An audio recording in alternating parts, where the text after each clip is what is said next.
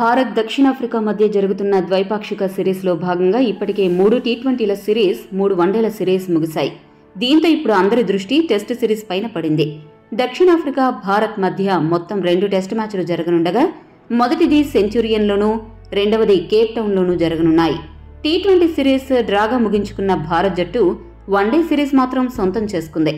ఇదే ఉత్సాహంతో test series కూడా సొంతం చేసుకోవాలి అన్న ఆలోచనలో టీమిండియా ఉంది.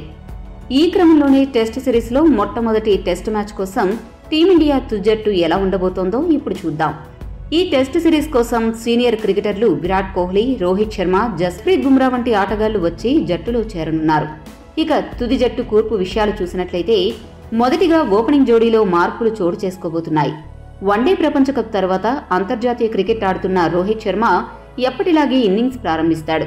అతనికి జతగా ఎడమ చేతి వాటం యువ ఆటగాడు యశస్వి జైస్వాల్ ఓపెనర్గా వస్తాడు. సాధారణంగా ఓపెనర్గా వ్యవహరించే గిల్ మాత్రం వన్డౌన్లో రానున్నాడు.